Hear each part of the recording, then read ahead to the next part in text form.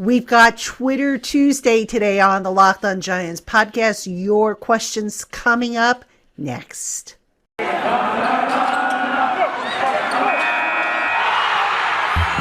Locked On Giants, your daily New York Giants podcast. Part of the Locked On Podcast Network, your team every day.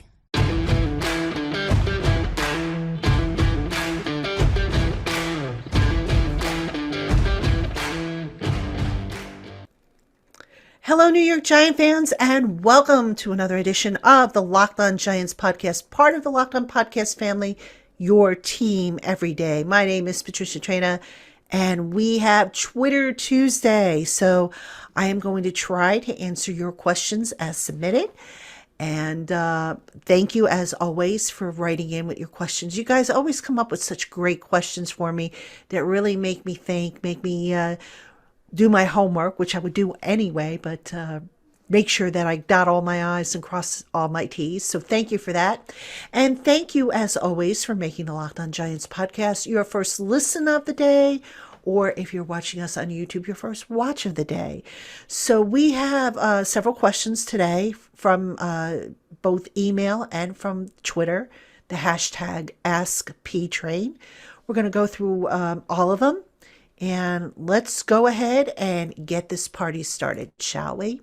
All right, we're going to start with the Twitter questions. And the first one comes from Joe Tomasello, who wants to know, in your opinion, what are the pros and cons of hiring Brian Dabel to be our next head coach?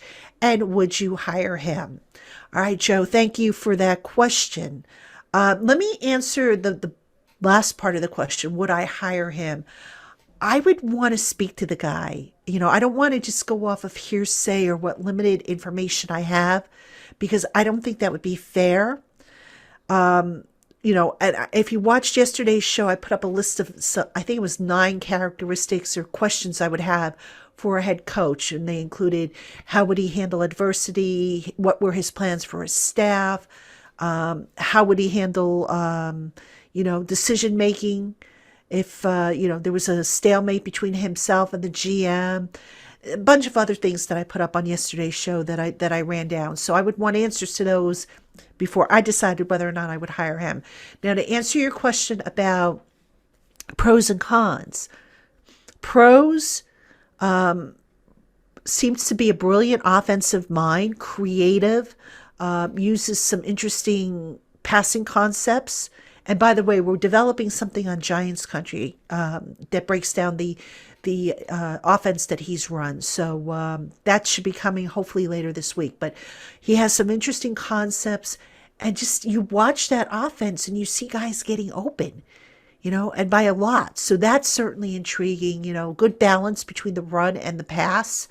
And the offense, I don't think, is very predictable. It's used to scheme against the weak links in the defense. And, it's like watching a masterclass in chess, I think, sometimes. So those would be, like, off the top of my head, some of the pros. Now, the cons, if we're nitpicking, I would say that he's never been a head coach at the NFL level. That might concern me. That doesn't mean he can't be a good head coach at the NFL level, but we've seen Ben McAdoo not succeed as a first-time head coach. We've seen Joe Judge not succeed as a first-time head coach. And I don't have to tell you that playing in the New York market is difficult.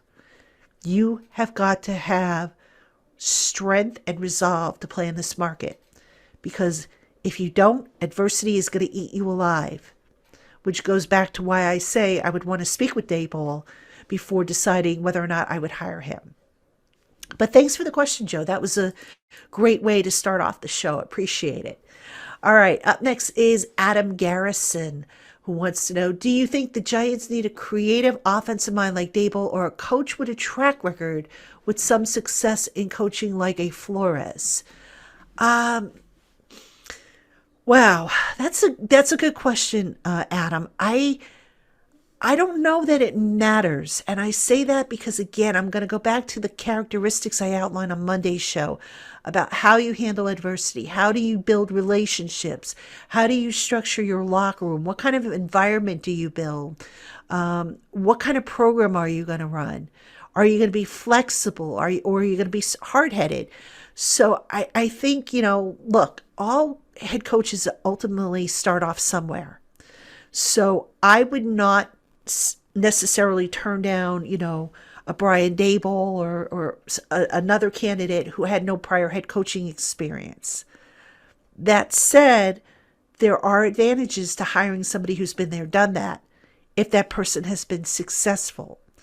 Now, with Brian Flores, he turned a team that I think started off 1-7, and then they won, I forget how many in a row, but they went on an impressive streak.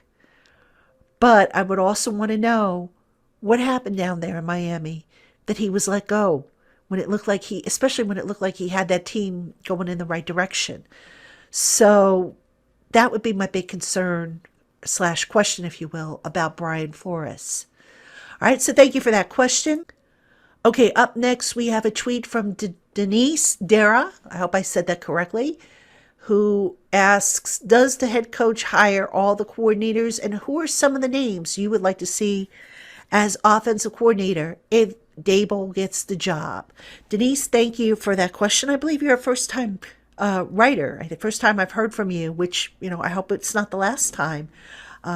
So thank you for writing in. Yes, the head coach does pick his coordinators. I believe Giants ownership has to sign off on all moves, but for the most part, I think unless a guy is just really a bad egg, I don't think ownership will get in the way and say, no, you can't hire this guy. So yes, to answer your question, the head coach picks his staff. Now you asked about offensive coordinators. I'm just going to throw out a few names. I'd have to do a little bit more research into these guys. So this is basically a list I started to develop for something I'm going to do on Giants Country. But off the top of my head, Ken Dorsey, the Bills quarterback coach and passing game coordinator, who I have a feeling if Dabel leaves, Dorsey will get promoted to offensive coordinator. But I'd love to see a pairing there. Bill O'Brien might be an intriguing one. Ronald Curry of the Saints. I think he's the Saints quarterbacks coach. Pep Hamilton. That's a guy I know Mark Schofield has come on this program and has mentioned him several times. So I'd be curious to see if Pep Hamilton has a system that would fit what the Giants have as their offensive skill position players. Again, Schofield seems to think that he would be the guy to get. So I put a lot of stock in what Schofield says because he knows his stuff. So, all right. Thank you for that question, Denise. All right. Up next, we have a question from my man, Ruben, who wants to know approximately what percentage of the current roster will not be on the team as of week 1 next year. Ooh, good one, Ruben. Trying to remember. I think there's about a dozen or so unrestricted free agents. And if that's the case, if my numbers are correct, I see them maybe bringing back 2 guys at the most from that list. Keon Crossan and Eli Penny, I think, can be brought back on the cheap. So I'm going to say, Ruben, if I had to take a guess, maybe 1/5 of the roster. And that's a really conservative guess. I'm sure it's going to be higher because I'm not counting guys who I think are going to get cut. So I'm going to go at 1/5, at least 10 guys, and again, I still say there's going to be cuts. I question if James Bradbury won't get cut. Sterling Shepard, I don't think will be back. Will Kyle Rudolph be back? I'm not so sure he will be. So yeah, at least 1/5. I think is a safe number to go with. This a safe starting number. So, thanks for that question, Ruben. All right, folks, we got more coming up on this Twitter Tuesday. So we're going to take a quick break. When we come back, we'll get back to answering your questions. All right, Giant fans, we have more coming up on today's Twitter Tuesday edition of the Locked On Giants podcast. But first, the NFL playoffs are heating up. And boy, was this past weekend really hot. Did you catch some of that game action? Woof. What a great set of games. And the AFC and NFC championships are just right around the corner. And BetOnline remains the number one spot for all the best sports wagering action for 2022.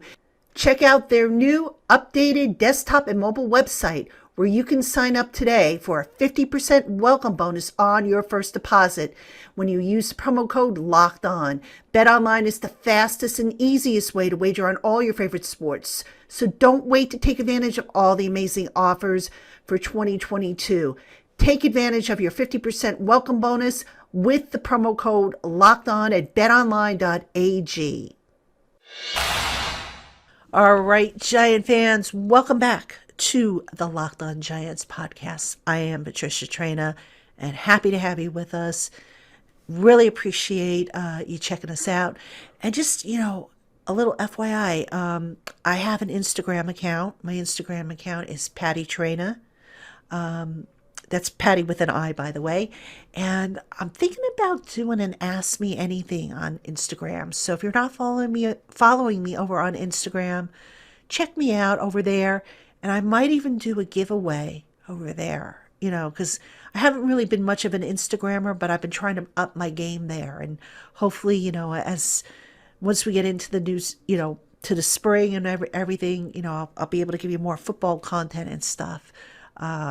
So check me out over there. And also, for those of you who are watching me on YouTube, if you haven't already done so, please subscribe and like the channel.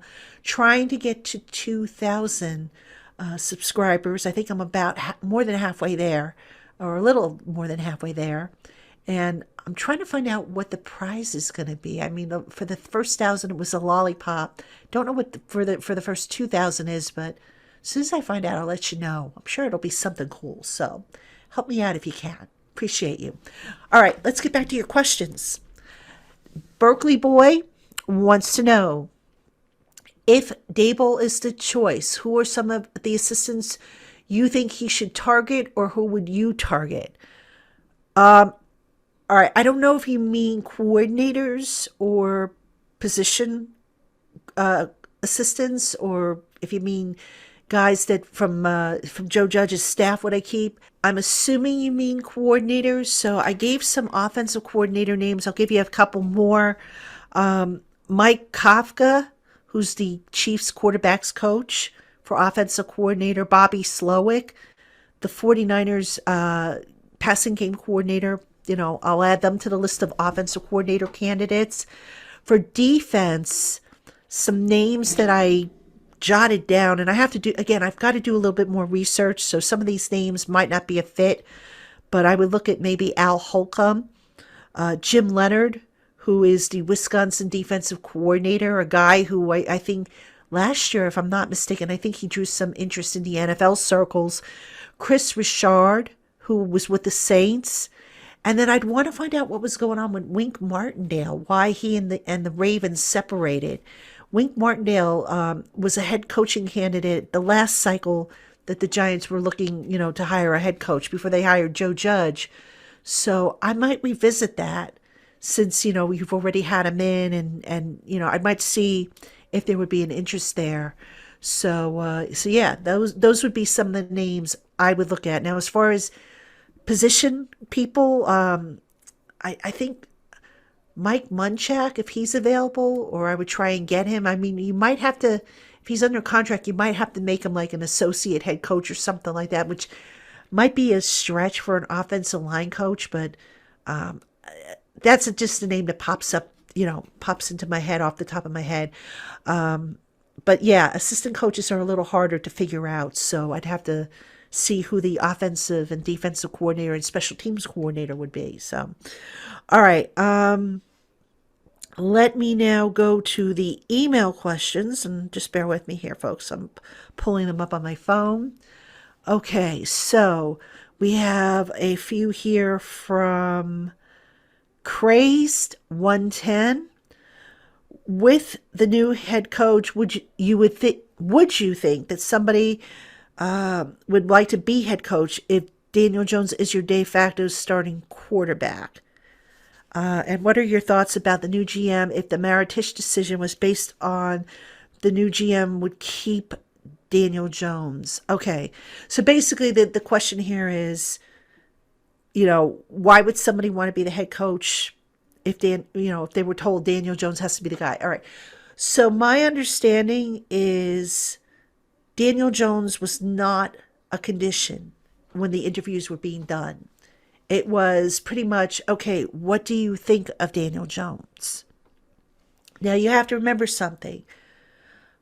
Chances are pretty high that a lot of these GM candidates and a number of these head coaching candidates probably haven't had time to do in-depth film study of Daniel Jones because they have their other responsibilities they were doing for their other teams.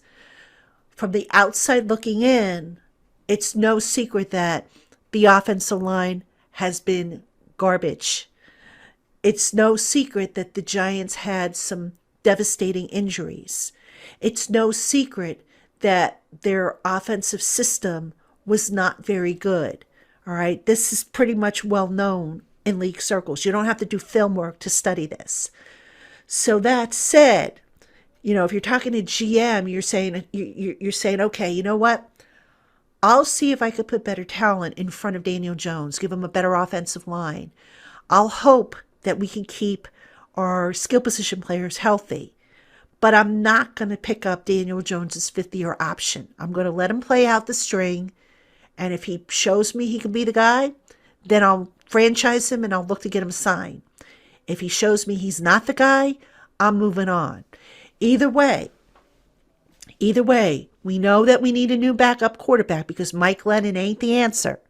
So I, as the GM, am going to bring in a veteran free agent, whether it be Mitchell Trubisky, Tyrod Taylor, whether it be Jacoby Brissett, you name it. I'm going to bring somebody in to compete with Daniel Jones and push him. I am not going to just say, okay, Daniel, you're my guy.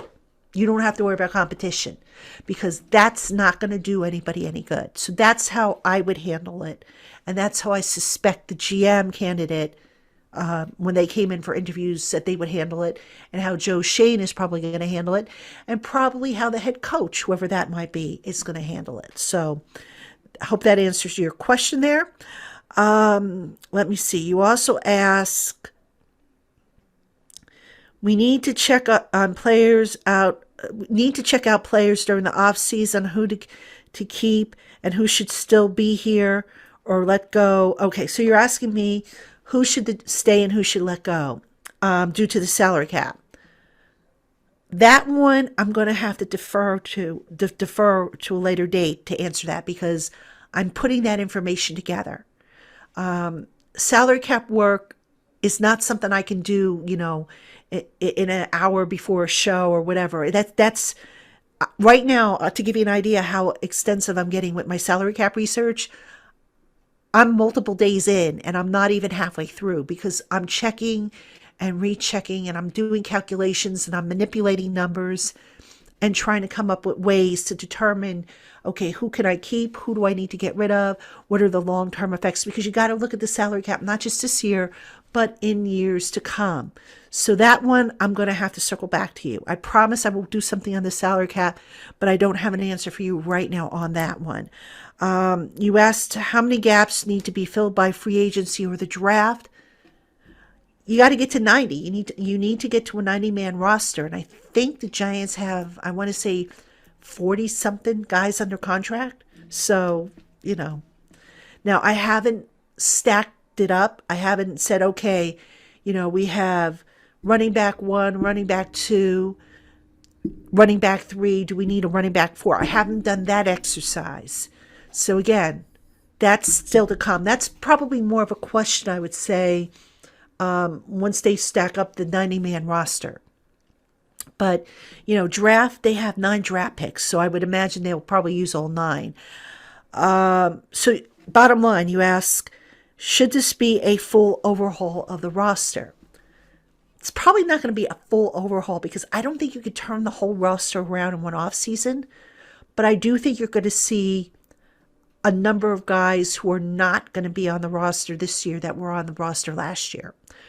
Due either to free agency, due either to guys getting cut because of their contracts. You know, I don't think Sterling Shepard, for example, will be back. I question whether James Bradbury will survive the cut. You know, what are they going to do with Blake Martinez? You know, are they going to keep Riley Dixon? So you're going to see a bunch of new faces, but if I had to take a guess, I don't know, 1/5 of the roster minimum will be turned around, but I think it'll probably be a lot more than that. So that would be my guess, Crazed. So I hope that answers your question.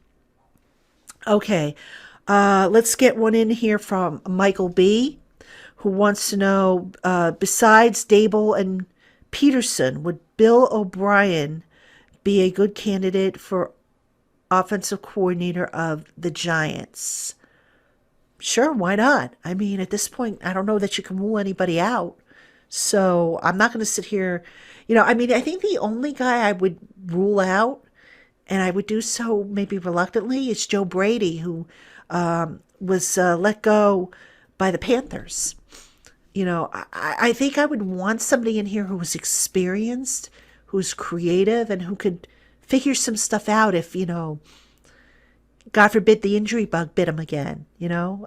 So yeah, I would have no problem with Bill O'Brien based on what I know thus far. And again, I'm still putting together a list, guys, and trying to do some homework on there. So that's something I'll probably have out on Giants Country at some point, if you want to keep an eye out for that. All right, folks, we've got more coming up on today's Locked On Giants podcast. Stick around. We'll be right back. All right, Giant fans, we still have more on today's Locked On Giants podcast, Twitter Tuesday edition. But first, let me tell you about an incredible app that everybody who buys gas needs to know about. It's just download the free Get Upside app in the App Store or Google Play right now. Use promo code Touchdown for 25 cents per gallon or more on your first fill up. Cash back. Don't pay full price at the pump anymore. Get cash back using the Get Upside app. Just download the app and use the promo code Touchdown when you sign up for 25 cents per gallon or more on your first tank. You can cash out anytime you want to your bank account, to PayPal, or get an e-gift card for Amazon and other brands. Again, that's the free Get Upside app, and that promo code is Touchdown to get 25 cents per gallon or more cash back on your first tank. All right, Giant fans, welcome back to Locked On Giants podcast, and I am Patricia Traina. And, you know, before I forget, there was another Twitter question that came in from John Spielman, who asked about when Joe Shane was going to speak to the media. And for those who haven't seen, the Giants announced it's going to be Wednesday, 11:45. The presser will be broadcast on Giants.com. I'll be at the presser, as will I'm sure a lot of other media people. I'll be live tweeting it. And my Thursday show will probably be, or actually I might do my Wednesday show. I haven't decided yet. But I will do a show on what he had to say. I will have takeaways and some thought. Probably it'll be my Wednesday show, which means that, you know, instead of having a new show ready for you Wednesday at midnight, you might have to just wait till I get home and get it recorded. So I think that's what I'll do. So, all right, let's get back to the email questions. Renato P. checks in with a couple and wants to know if the Giants should trade up to have a chance at the top two pass rushers, Hutchinson and Thibodeau. Nope, absolutely not. Nope. You would have to probably not only swap your 5th round pick, but possibly another premium pick. And I'm sorry, Renato, fix the offensive line. I don't want to hear about trades unless they're trading down at number 7. That I'll accept to pick up more drafts capital. But if they don't go offensive line with that first pick, then I'm sorry. I give up. I just give up.